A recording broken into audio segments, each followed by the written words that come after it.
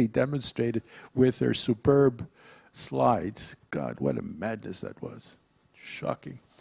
Anyways, the solution, I think, that cannot be avoided, at least to be discussed, is, in my view, the following: the municipalization of urban land. It's a radical solution, but I can't see any other solution. In order to put a stop to land speculation, in order to generate a rational urban planning, you've got to have a level playing field.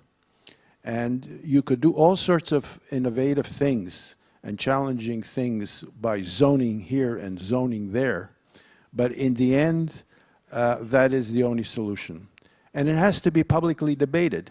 It's kind of a secret solution that is kept in the closet, but it has to come up into the public and discussed widely.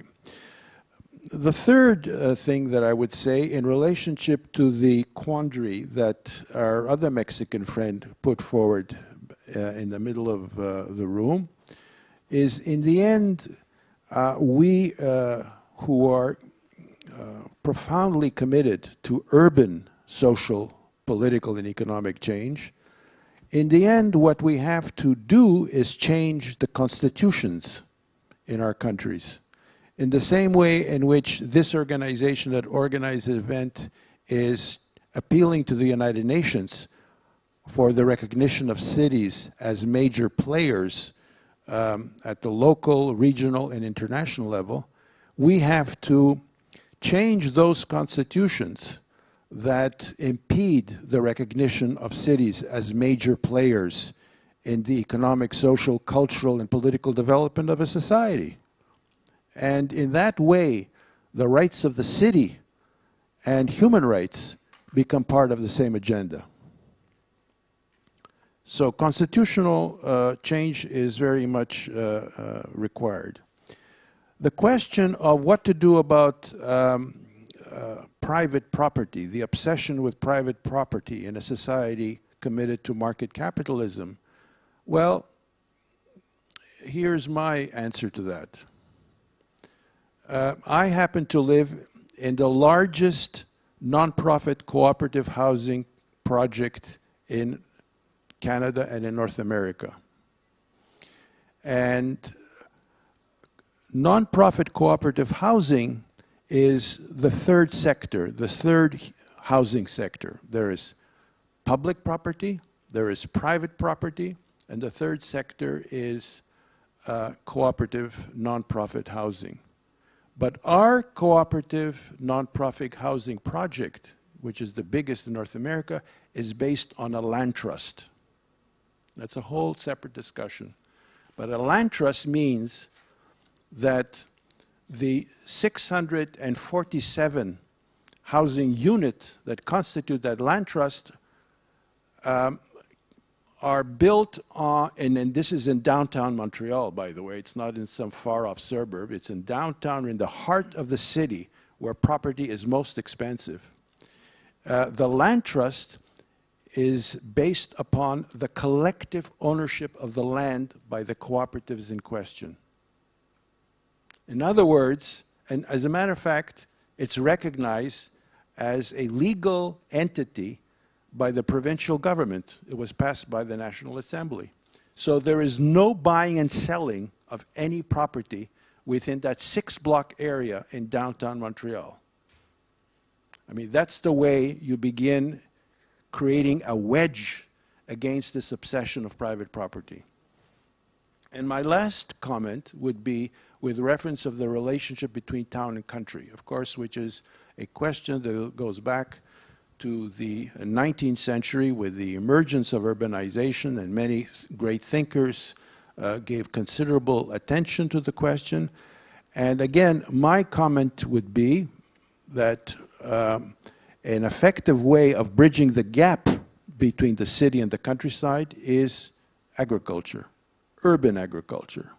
Montreal, for instance, is recognized internationally as the most advanced city in the question of community gardens, where people grow their own food. And I remind you that Montreal is a city that is snowbound for many months of the year. But nevertheless, it doesn't hold us back from having a municipal program of urban agriculture now.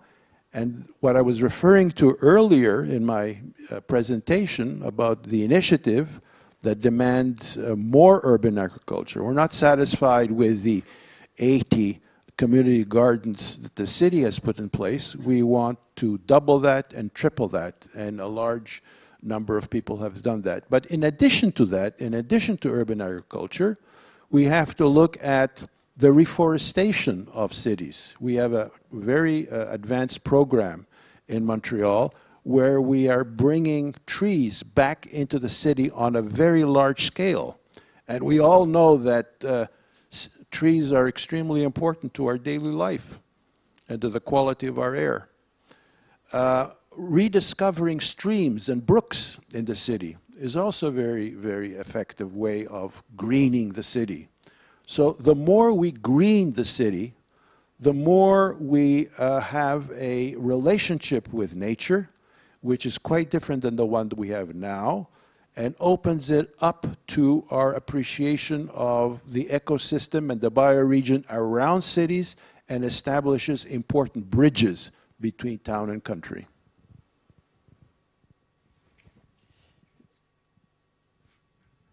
María Lorena, peut-être? Peut-être. En español, encore une fois. Muchas gracias por sus comentarios. Sin duda es apenas un capítulo del debate, ¿no? Hay muchas cosas para seguir debatiendo.